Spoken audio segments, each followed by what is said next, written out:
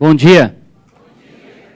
Dá sequência ao estudo da Palavra de Deus dentro dessa série de mensagens Jesus é Deus e está provado.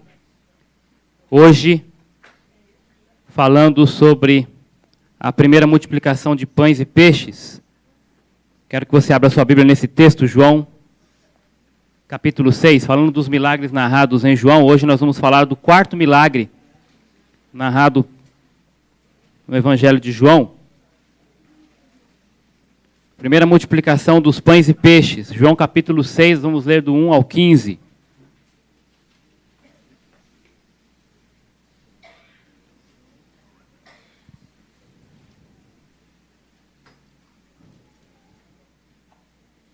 Acompanhem a leitura. O texto diz: depois disso, Jesus partiu para o outro lado do mar da Galileia, também chamado Tiberíades.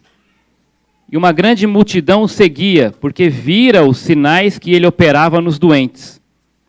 Então Jesus subiu ao monte e sentou-se ali com seus discípulos. A Páscoa, a festa dos judeus, estava próxima. Levantando então os olhos e vendo uma grande multidão se aproximava, Jesus disse a Filipe: onde compraremos pão para que comam? Ele, porém, disse isso para colocá-lo à prova, porque sabia bem o que estava para fazer. Filipe respondeu-lhe: 200 denários de pão não são suficientes para que todos recebam um pouco. Disse-lhe André, um dos discípulos, irmão de Simão Pedro: aqui está um rapaz que tem 5 pães de cevada e 2 peixinhos. Mas o que é isso para tanta gente? Versículo 10. E Jesus ordenou: fazei o povo assentar-se. Havia muita grama naquele lugar. Sentaram-se os homens em número de quase 5.000. Jesus então tomou os pães e, havendo dado graças, repartiu-os à vontade entre os que estavam sentados, e fez o mesmo com os peixes. E quando todos ficaram satisfeitos, disse aos discípulos: recolhei os pedaços que sobraram para que nada se perca. Eles recolheram os pedaços e encheram 12 cestos com os pedaços dos 5 pães de cevada que sobraram aos que haviam comido. Quando aqueles homens viram o sinal que Jesus realizara, disseram: este é verdadeiramente o profeta que haveria de vir ao mundo. Percebendo Jesus que estavam prestes a vir e levá-lo à força para proclamar o rei, retirou-se novamente sozinho para o monte. Este é o quarto milagre aqui relatado por João. É importante perceber aqui, dentro desse contexto, que a popularidade de Jesus aqui já estava começando a crescer, né? Já estava em alta. E as multidões seguiam. Esse texto, este milagre é narrado pelos outros 3 evangelhos, ou evangelistas. Mateus fala desse episódio, Marcos também, e Lucas da mesma forma. Alguns detalhes, né, vocês vão perceber, vão notar, nos outros evangelhos, que vão complementando este relato aqui, feito por João, né? E é interessante olhar os evangelhos e algumas histórias que se repetem, e alguns podem dizer assim: pastor, mas por que lá no outro texto, em Mateus, está um pouco diferente, não está exatamente igual aqui o de João? Por que o de Marcos e Lucas também não são iguais aos outros? Eles se divergem. Irmão, isso é completamente natural. Tá? Se todos vocês aqui, todos vocês, não estamos falando de 4 pessoas, pode pegar todo mundo aqui, testificassem uma cena, um episódio, uma história, e tivessem depois que contar aquela história para alguém, a pergunta que eu faço é: haveria alguma história igualzinha a outra? Não. E nem por isso elas deixariam de ser verdadeiras. Por quê? Porque cada um vai trazer a sua visão da história. Alguns vão perceber talvez um aspecto, vão dar ênfase em algum detalhe que chamou a atenção àquela pessoa naquele momento. Para outro, talvez uma outra esfera da história vai chamar mais atenção. E aí ela vai relatar aquilo com um pouco mais de detalhe. E é assim, não é porque as histórias se divergem, né, que elas têm um relato, ou um detalhe, ou uma observação que a outra não fez, que elas não são as mesmas histórias, ou que tem algum problema com elas. Tá bom? É apenas uma questão de ponto de vista. Deus deu essa liberdade. Exatamente por isso existem os 4 evangelhos. Os evangelhos eles vão falar da vida e da obra de Jesus, tá bom? Na perspectiva destes evangelistas, desses homens de Deus, que, obviamente, também, ouvindo relatos de testemunhas oculares, puderam, então, redigir ali os evangelhos a respeito da vida e da obra de Jesus. E aqui temos, então, um relato de João. Dentro do contexto, especialmente quando nós lemos os outros evangelhos, nós vamos perceber que Jesus ele tinha acabado de ouvir a respeito da morte de João. Não esse que está relatando, é óbvio, né? João Batista. Ele havia sido decapitado ou degolado, conforme outros evangelhos, e Jesus, aquele dia tinha sido um dia assim, muito cansativo para Jesus e seus discípulos, né? Então, eles precisavam agora, no final do dia aqui, se retirar para descansar um pouco. Então, Jesus, ele também, aqui, conforme o contexto do Evangelho de João, ele está falando, ele está pregando, ele está explicando sobre a sua missão, ressaltando esse aspecto da sua divindade, quem era ele, o propósito da sua vinda, né? E também a respeito da sua autoridade como Deus. Por isso que o texto começa falando depois dessas coisas. E aí, então, nós vamos perceber que ele se retira, tem esse propósito de pegar os seus discípulos e ir para um outro lado do lago, ou chamado Mar da Galileia, aqui também conhecido como Mar de Tiberíades, que é o nome da região ali, tá bom? E um sinal ou um milagre está prestes a acontecer. E como nós temos estudado a questão dos milagres, os sinais, aqui tem algo a respeito de sinal ou milagre, que ele é um evento, mas ele não é um fim em si mesmo, tá bom? Aliás, esse é o grande problema que ainda hoje, né, nós temos, não só os cristãos, as pessoas em geral, mas especialmente os cristãos, em relação a milagres. Quando se fala, ou quando se busca, ou quando se espera um milagre. E nós já vimos isso na mensagem introdutória, o conceito de milagre. O propósito dos milagres na Bíblia não era um fim em si mesmo. O milagre pelo milagre. O milagre, ele apontava para uma realidade além dele. Especialmente os milagres narrados nas Escrituras. Eles querem, e aí falando agora, né, do Novo Testamento, eles vão apontar para a divindade de Cristo. Mesmo quando Jesus já não está mais entre nós, e os seus apóstolos, os verdadeiros, que foram comissionados diretamente por Jesus, andaram com ele, eles também receberam poder, dentre esse poder, a operação de milagres, para que, ao se contemplarem os milagres, todo o fim, todo o propósito daquele feito fosse retornado ou fosse direcionado para a pessoa do Messias, do Cristo, daquele que tem todo o poder e toda a autoridade no céu e na terra, que veio não apenas para suprir necessidades físicas e materiais, mas com um propósito muito maior, para suprir a maior necessidade do ser humano, a necessidade espiritual, de uma nova vida, de salvação, para aquele que estava perdido, para aquele que estava morto nos seus delitos e pecados. Os milagres apontavam para aquele que tem autoridade, não só para fazer algo pelo corpo, mas muito mais pela alma. Então, esse é o propósito do milagre, não é um fim em si mesmo. Nós vamos perceber nessa história o milagre, ele testificando a respeito do próprio Deus entre nós. De um Deus que veio para dar vida, para saciar a fome não apenas de pão, mas a fome da alma. Ok? Muito bem. Algumas informações importantes para entendermos também o contexto.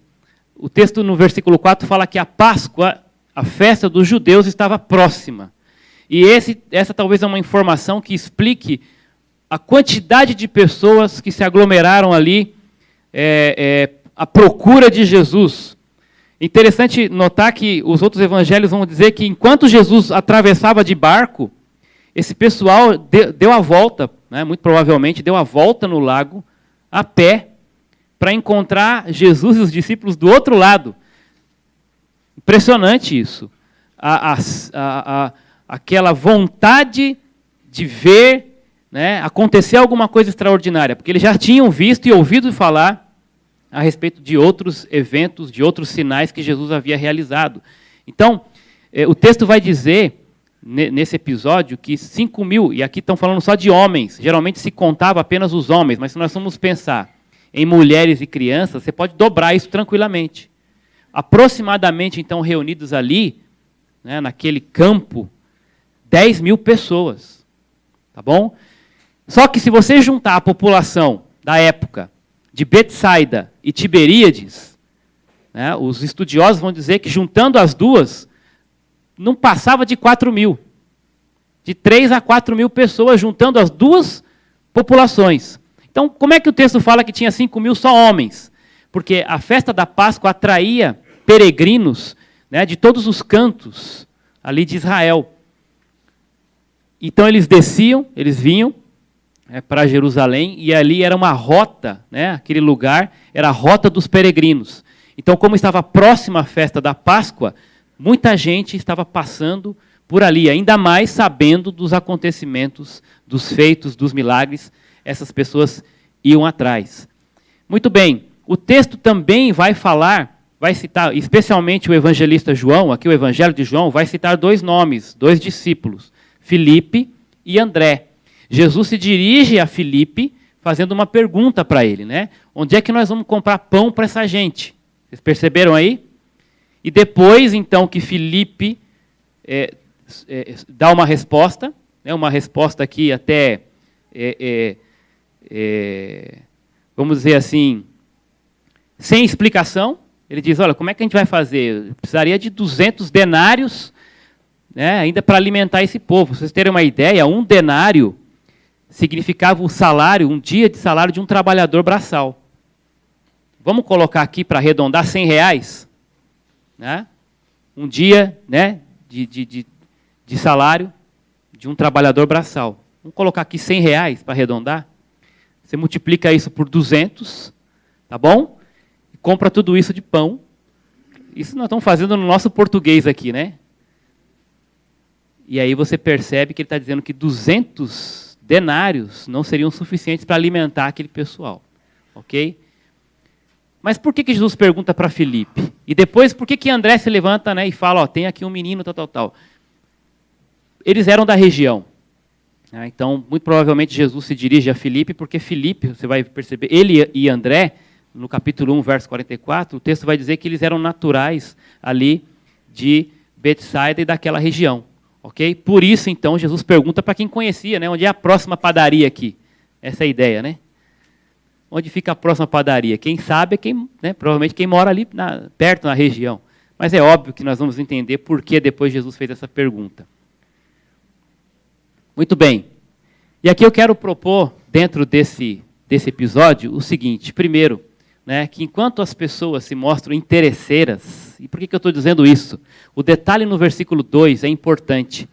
Multidões atrás de Jesus, mas tem um propósito, tem um porquê. O que o texto fala? Por que elas estavam indo atrás de Jesus?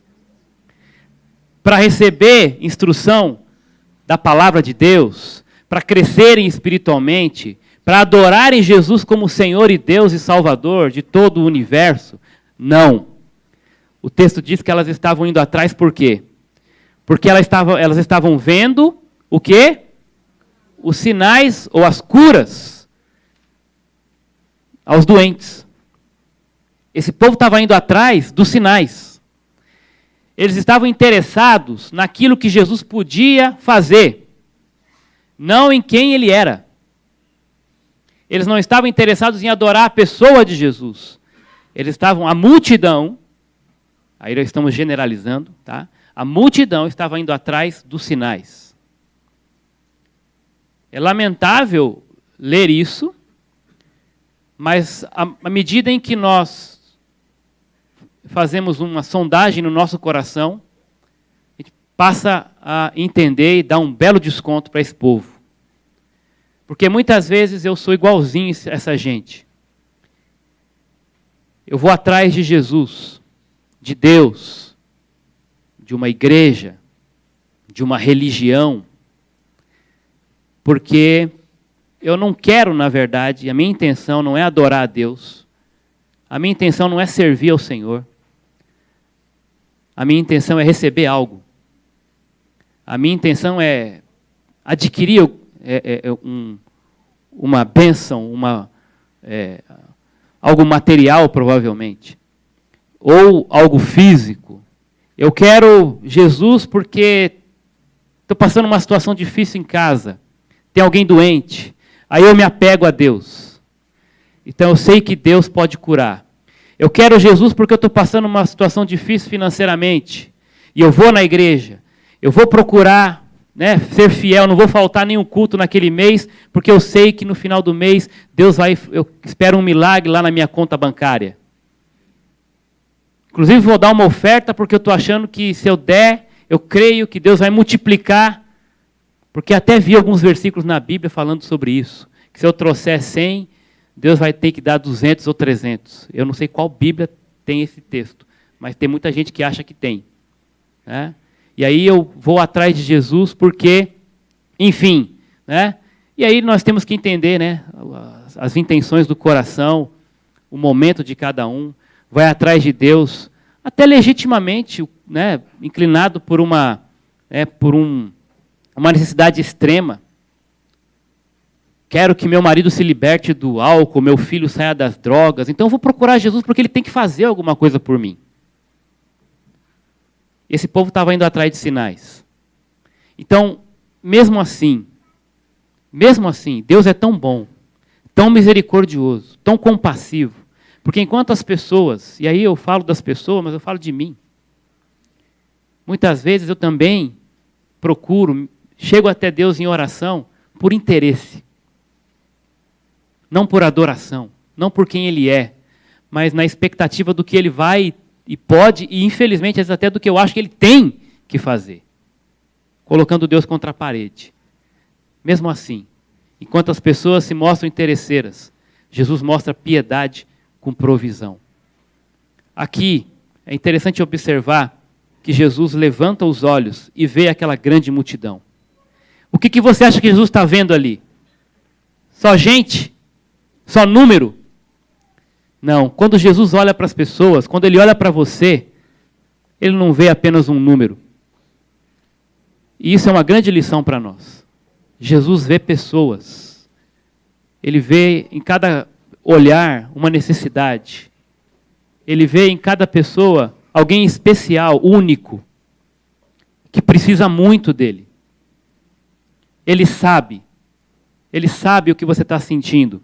Ele sabe os porquês do seu coração, da sua alma. Ele entende cada pensamento seu. Ainda que sejam pensamentos egoístas, ainda que sejam interesseiros, Ele tem amor por você. Ele não vai te abandonar. Ele não vai desistir. Ainda que você venha por um motivo que, se fosse pensando nas relações pessoais, é tão difícil quando você sabe que alguém se aproxima de você por interesse. O que você sente quando descobre que tinha alguém tentando ser teu amigo, tua amiga, por interesse? Por aquilo que você faz, ou por aquilo que você pode fazer por ela, ou tem, e acaba indo de carona, talvez, em alguma coisa que você tem. Mas não pela sua pessoa, não pelo que você é. E talvez no momento que você perdeu aquilo, as pessoas se afastaram de você e você descobriu, elas estavam atrás de mim por interesse. É duro isso, né? E Jesus, sendo Deus, Ele sabe de todas as coisas. Então, quando Ele olhava para cada pessoa, Ele sabia o motivo pelo qual elas estavam ali, ou pelos quais. Mas Ele teve compaixão. Jesus mudou a sua agenda. Ele estava cansado. Ele atravessou o mar num dia cansativo para ter um tempo com seus discípulos, um tempo de descanso. Mas ele viu aquela multidão indo atrás, necessitada. Ele levanta os olhos e ele resolve tomar uma atitude. Apesar de cansado, ele atende a multidão. Ele muda a sua agenda. Isso serve de lição para mim e para você em cima deste episódio. Quantas vezes você esteve disposto, por amor a Deus primeiramente, mas como nós hoje falamos os 2 maiores mandamentos aqui, que resume toda a lei, amar a Deus sobre todas as coisas e amar ao próximo. Jesus, quando olha aquela multidão necessitada, mesmo sabendo que eles estavam ali por interesse, ele muda a sua agenda. Ele vai atender pessoas. Coisas são importantes, mas as pessoas são mais importantes que as coisas. E quando eu falo isso, eu falo sobre o seu cônjuge, eu falo sobre o seu filho, eu falo sobre os seus irmãos, seus pais, eu falo sobre os seus amigos e até sobre aqueles que você talvez tenha como inimigos ou que os tenha como inimigo. Jesus mudou a sua agenda. Interessante que hoje à noite mesmo, ou essa madrugada, eu tive que mudar minha agenda. Costuma ter, de vez em quando, uma sonzeira lá na rua, lá, né? Só que o pessoal é bem sensível, assim, então eles só fazem isso sexta para sábado, sábado para domingo, né? Porque não tem trabalho, né? Então, e aí, volume bem alto, aqueles carros que chacoalha a parede, né? Quando fica o som, assim. E a gente ali tentando dormir, e meu filho dormindo ali, está começando a dormir no quartinho dele agora, né? Tá difícil, mas era mais ou menos 3 horas da manhã, eu percebi que acho que ele estava sonhando, ele acordou assim, meio desesperado, falando alto. Eu não lembro agora o que ele estava falando, mas ele repetiu umas 2, 3 vezes, alto assim, e eu, na hora também, acordei assim, e percebi que ele, né, estava meio que sonhando e acordando, e aí eu levantei, fui até o quarto, e quando eu cheguei ele estava com uma cara assim de pálido, né? Como que alguém acordou assustado, e aí eu olhei para ele e perguntei, tá tudo bem? Ele falou, tá, mas eu sabia que não estava, né? E eu consegui fazer uma leitura do tipo, se o pai for voltar para dormir ali, eu vou ficar aqui desesperado. Então eu peguei e deitei com ele, na caminha dele, apertado, né, meio ali espremido. E eu falei, e aí eu percebi que ele teve que ir um pouquinho para o lado. Aí eu fiz um teste, né, eu falei, você prefere que o pai volte para a cama ou que ele fique aqui? Ele falou, quero que você fique aqui. Eu sabia, né?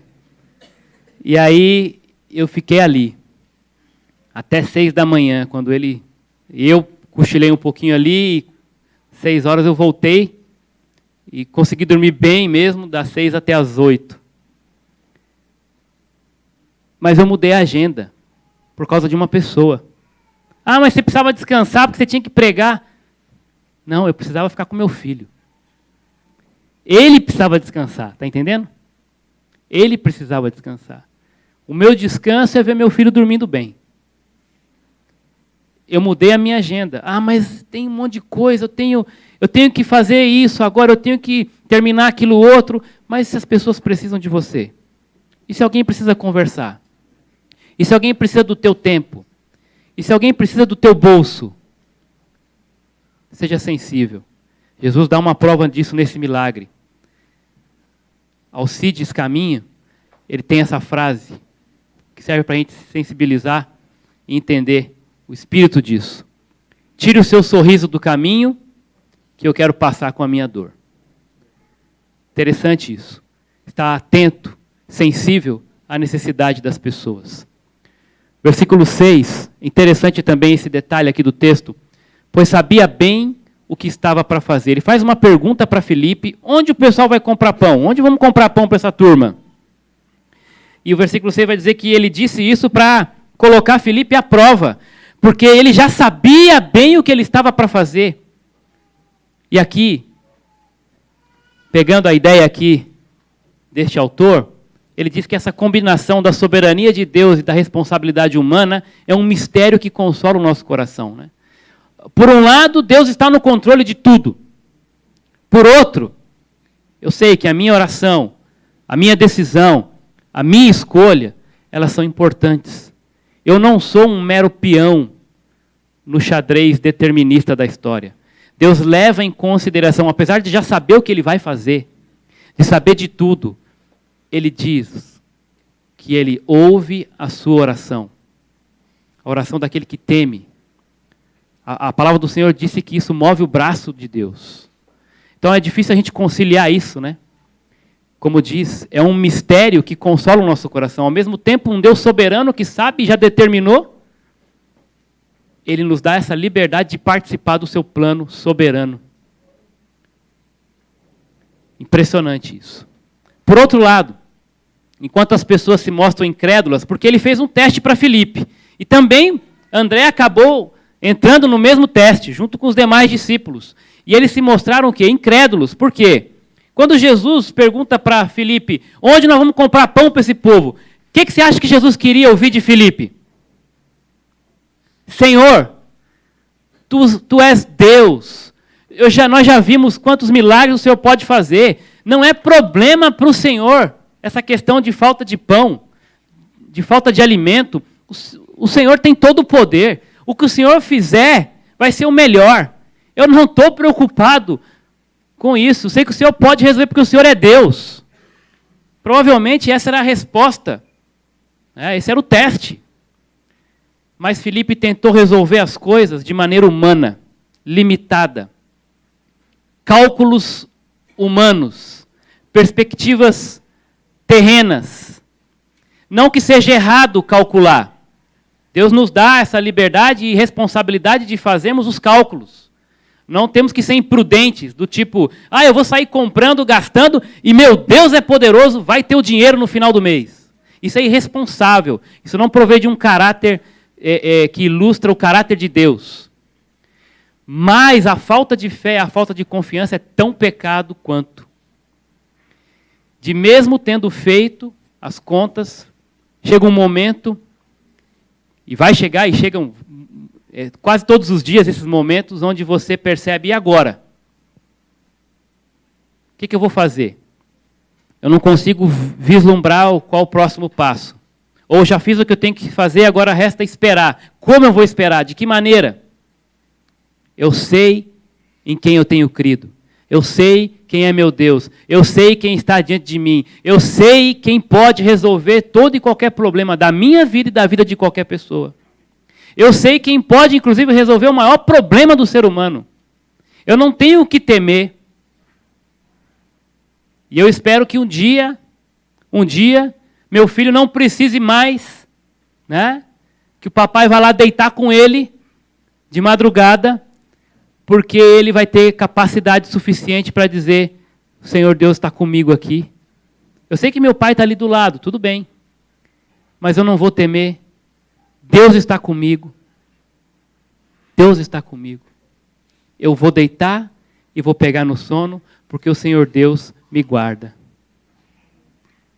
É assim. Ele esperava essa atitude de Filipe, mas Filipe dá uma resposta meramente humana, limitada, temerosa, porque os recursos humanos aqui não podiam fazer nada.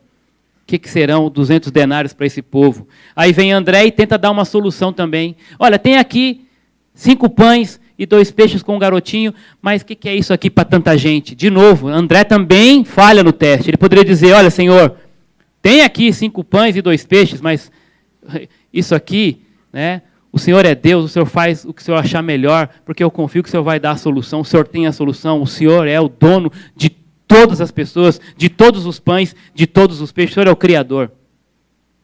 Enquanto as pessoas se mostram incrédulas, e mesmo assim, e eu não critico as pessoas, porque muitas vezes eu sou igualzinho André e Filipe, tentando dar o meu jeito nas coisas. E ficando preocupado e ansioso, porque o meu jeito não resolve. E Às vezes, só quando não tem mais jeito, aí eu vou lembrar de Deus. Se é que lembra. Mas mesmo quando as pessoas permanecem incrédulas, o Senhor Jesus entra e se mostra, e mostra personalidade com poder. Personalidade no sentido de que ele revela quem ele é. Filho, está com medo? Filho, está preocupado? Filho, está ansioso? Eu estou aqui. Papai está aqui. Ele está do teu lado. O que você espera que eu faça? Eu quero que o Senhor fique aqui. Eu quero que o Senhor me ajude. Eu quero que o Senhor passe essa noite comigo. Eu vou mostrar para você, filho, quem eu sou. Eu vou te proteger. Eu vou cuidar de você. Ninguém vai te ferir. Nenhum mal vai te atingir. Porque o papai está aqui.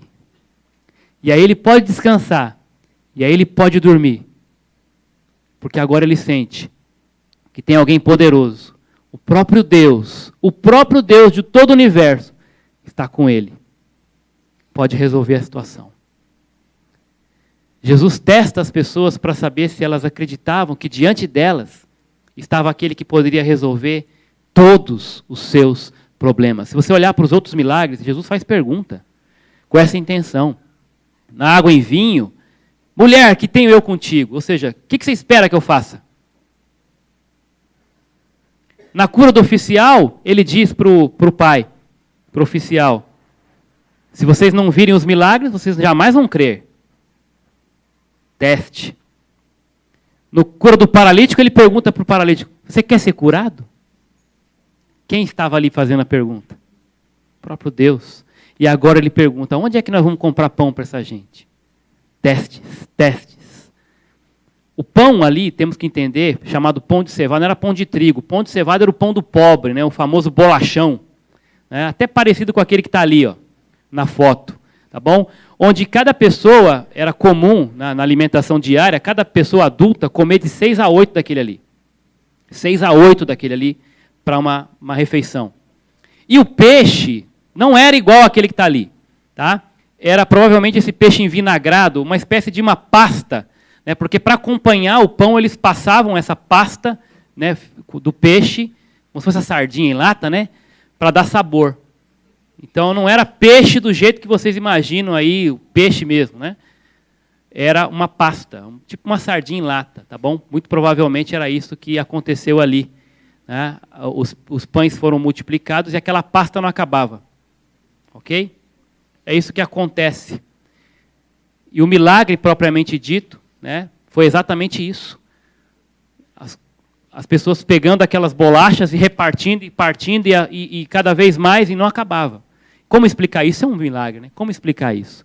Mais de 10 mil pessoas com 5 pães, 5 bolachões daquele e 2, né, peixinhos ou 2 pastas daquela. Né?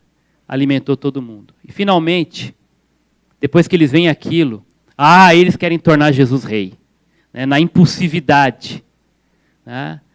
E essas pessoas, então, querem a força. Né? Não, agora ainda a impulsividade aponta para o primeiro problema, que é o interesse. Por quê? Eles não queriam adorar Jesus, queriam torná-lo rei. Por quê? Porque os judeus, provavelmente, estavam se lembrando de um texto no Antigo Testamento, Deuteronômio, onde havia uma promessa de que viria um rei que iria libertá-los, né, trazer para eles, então, um reinado físico. Eles estavam na expectativa de sair da opressão de Roma. Né, os judeus agora vão reinar. Eles não vão mais estar submissos ao Império Romano. Vai vir aquele rei com uma espada na mão, um escudo na outra, né, montado no cavalo, vai pegar um exército, vai aniquilar, vão brigar, vão sair aí na rua, né, resistindo. E aí nós vamos tomar o governo à força. Qualquer semelhança é mera coincidência. Mas eles estavam esperando um rei desse jeito. Mas Jesus não veio na sua primeira vinda para cumprir esse propósito. Então, quando as pessoas se mostravam impulsivas, Jesus mostra propósito, com prudência. O meu propósito aqui não é esse. E ele foi prudente, porque imagina aquela multidão, se fosse você, hein, gritando o teu nome, gritando o teu nome, querendo levar você para o trono,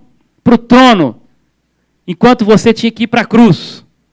Porque essa era a última véspera de Páscoa de Jesus. Na outra Páscoa, ele seria crucificado. E ele sabia disso. Só que o povo estava gritando, é o nosso rei, é o nosso rei. Se fosse você, ia deixar inflamar o teu ego? Ou ia refletir essa glória para o Pai, dizendo, não é a hora ainda. E o que Jesus faz aqui, ele se retira. Porque, prudentemente, ele sabia que aquele não era o momento. Aliás, né, esse texto está em Deuteronômio 18:15, Jesus não veio para ser rei daquele jeito. Ele não se deixaria seduzir por um reino deste mundo. Ele já havia sido tentado dessa mesma forma quando lá em Mateus 4 o diabo levou ele, né, ele estava no deserto, o diabo levou ele para um lugar e mostrou, falou, olha, está vendo todos esses reinos aqui? Tudo vai ser seu, você vai ser o rei de tudo, se prostrado me adorares. Jesus já tinha sido tentado nessa área. Quer ser o nosso rei? Eu te dou todos os reinos do mundo. E Jesus disse, retira-te. Somente ao teu Deus adorarás e a Ele somente prestarás culto. E agora aqui o povo está dizendo, queremos tornar o Senhor o nosso rei. E Ele se retira. Eu não vim para isso. Na primeira vinda, esse não é o propósito. O propósito é maior que esse. Eu não vim para ser um rei terreno, eu vim para ser um rei espiritual. É interessante isso. Nós estamos terminando. Deus está pronto, nós aprendemos com esse milagre que Deus está pronto para multiplicar tudo o que nós estivemos prontos para repartir. O próprio Deus, os outros evangelhos vão dizer que ele quando vai dividir, né, antes de multiplicar, ele divide o povo em grupos de 50, né, em pequenos grupos. Ele cria comunidades. Daquela multidão, ele cria pequenos grupos. Interessante isso, né? O que isso tem a ver, né? Jesus queria ensinar esse povo a se organizar em pequenos grupos, para um repartir com o outro e não ter aquela multidão atacando. Vamos organizar. Vamos criar comunidades. E é interessante que o texto fala, no Evangelho de João fala que ele fez esse pessoal sentar na grama. Certo? Isso me faz lembrar, sabe do quê? Salmo 23:2. O que o bom pastor faz pela sua ovelha? Ele faz repousar em pastos verdejantes. O povo ali, sem saber o que fazer, com fome, e o pastor das ovelhas, aquele que cuida, que tem compaixão, piedade, que protege, que provê, ele diz para elas, calma, senta aqui na grama, eu vou cuidar de vocês. Repousem aí, vocês serão alimentados. Não precisa ter tumulto. Eu estou aqui. Não precisa ter tumulto, não precisa ter desespero. Eu estou aqui. Vocês não vão morrer de fome. Vocês não vão ficar sem provisão. Eu estou aqui. Vamos repetir para terminar? Enquanto as pessoas são ou se mostram interesseiras, incrédulas e impulsivas, Jesus mostra piedade com provisão, personalidade com poder, propósito com prudência. O alvo do milagre desse milagre, é mostrar que Jesus satisfaz as nossas necessidades materiais. E mais do que isso, ele supre as nossas necessidades, o quê? Espirituais. Ele pode até, sobrenaturalmente, nos dar o pão de cada dia. Mas muito mais importante do que dar o pão, é você entender que ele é o pão da vida. No contexto deste mesmo capítulo, no versículo 35, por que será, né? Ele vai dizer o quê? Ele é o pão que desceu do céu. Eu sou o pão da vida. Eu sou o pão da vida. este é o grande propósito desse milagre. Jesus queria mostrar que ele podia sim fazer algo físico, sobrenatural, suprir a fome física, mas ele estava ali para mostrar algo muito mais excelente. Ele é o pão da vida que desceu dos céus. A ceia que nós vamos celebrar agora aponta para isso. O pão de Deus que desceu dos céus. Jesus mudou a agenda por minha causa, por sua causa. Ele veio para alimentar toda essa multidão. E você foi saciado por ele. E a ceia é a celebração dessa mudança de agenda.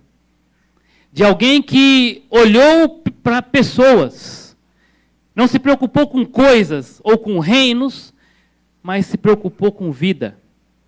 E deu a vida dele pela sua e pela minha.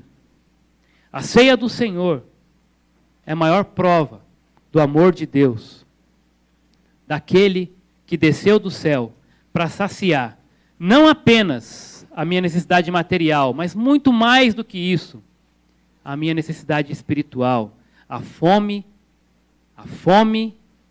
espiritual, a fome da alma. Quando você tiver agora, se você já é um discípulo de Jesus, já entregou sua vida para Jesus, quando você for tomar a ceia, lembra disso. Lembra que você faz parte dessa multidão que foi saciada. E Deus, dia após dia, continua multiplicando na sua vida as bênçãos sem medida. Mais importante do que as materiais, porque Ele está suprindo. Ele prometeu suprir aquilo que é necessário. Mas superabundando em graça as bênçãos espirituais. A presença dEle nas noites frias, a presença dEle nas horas de dor, a presença dEle do nosso lado, quando a música alta está tocando lá fora, e a gente tem medo, é o que realmente vai fazer a diferença. Você tem Jesus do teu lado? Você tem sentido o calor do Pai nessas noites frias?